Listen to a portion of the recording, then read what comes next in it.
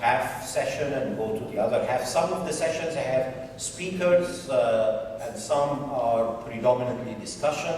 I would suggest that at least half an hour to 45 minutes of discussion should be in each breakout session, but that will be up to the moderators.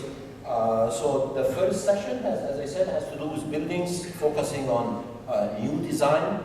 And then we have a concurrent session on geohazards, focusing on opportunities and challenges. And after that, we will have a short break. So that is the second session, which is mostly discussion. And then we'll have a break, and then we'll have two other sessions paralleling the first two is existing buildings, including emphasis in older concrete buildings, and at the same time there will be a session on transportation systems and research needs on that. And then we will have our lunch. During lunch we will have, I'm looking forward to the presentation by Roger Sutton. He is the former executive director of the Canterbury Earthquake Recovery Authority. So that will, you grab your lunch, and then we will have also food for thought. So there will be an interesting talk on reflections on improving engineers' contributions to post-disaster recovery. So that should be interesting. After the lunch, we will have two more sessions focusing on tsunami, future research, and in parallel advances in computational modeling and simulation. Upon the completion of all 6 sessions, there will be a closing plenary where we will reconvene here, and each moderator is going to be given 5 minutes to summarize what was discussed. And just to give this some focus, the goal here is, and that could be used at your own discretion, but an idea is how performance-based engineering can be integrated in the field of resilience. We heard quite a bit about resilience yesterday. We heard quite a bit about performance-based earthquake engineering. We also heard about performance-based tsunami engineering. We just call it performance-based engineering, how that can be integrated in that important field of resiliency. So if you make that the theme of the discussion, that would be pretty good. Of course, other things may emerge, and that's fine.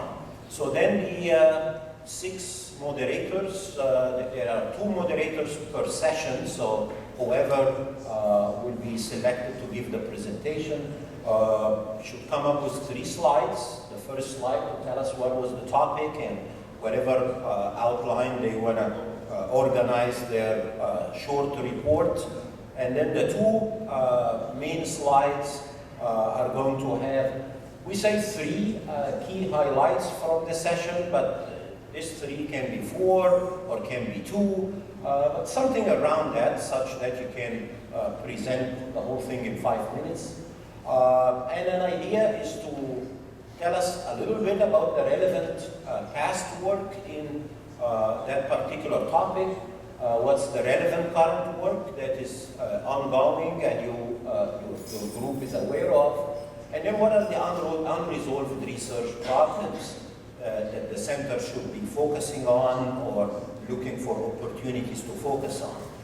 The second slide should have a clear breakdown between what we can do in the short term, let's say a year or 2, in terms of resources, who would be the interested people if you can identify basically champions to lead in that direction, that would be great, or at least start the dialogue on that. Who are the stakeholders? What are the opportunities of funding? If you can shed some light on this, that would be really great.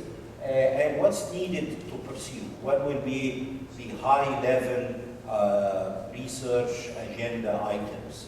And this information will be very useful to the research committee that will be called for, so we can have, or we can define our research agenda for the coming years, what would be the high-level guideline in terms of request for proposals and things like that. In parallel to this short term, we would like also to think in longer term, maybe 2 to 4 years, some overlap between the short-term plan and the long-term will be pretty good. And again, you can structure it in the same way, or if you see some variation of that, so we put the same 3 items here, but you may decide that the long-term sub-bullets here should be different, that's fine, but some guidelines that we thought of are basically this. So that's all I want to say in terms of the goals and what we are going to do. A couple of other remarks that, or you can say instructions. So the sessions are 90 minutes each. If we start exactly at 9, then plan accordingly.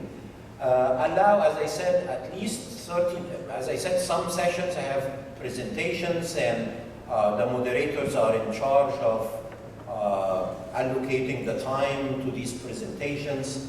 But I would say 30 minutes minimum, I would even recommend 45 of pure discussions. The discussion can revolve around the presentation or as you outline it, you are in charge. There will be 2 students assisting in each breakout session. One will be in charge of keeping the time as the moderator instructs them, and there will be another one taking notes. So, and again, it would be good to give some guidance to the student on how you want them to take notes, what are the important things they should emphasize. And after that, you will have some time to summarize the highlights of the discussion within these 2 main PowerPoint slides. So you present them at 3 o'clock when we convene again here. So that's all I want to say. There will be 1 breakout session amongst the 2 that are concurrent here, and the other one, I don't know which room. Wow. Will be upstairs, so the Ida room. Ida Sprout. So that will be so there will be a group here and a group upstairs. Any questions? Comments?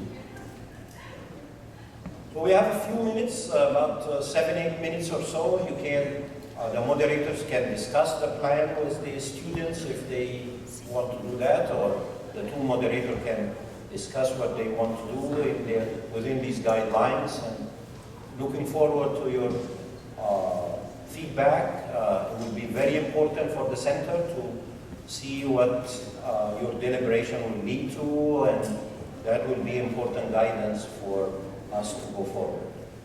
Thank you.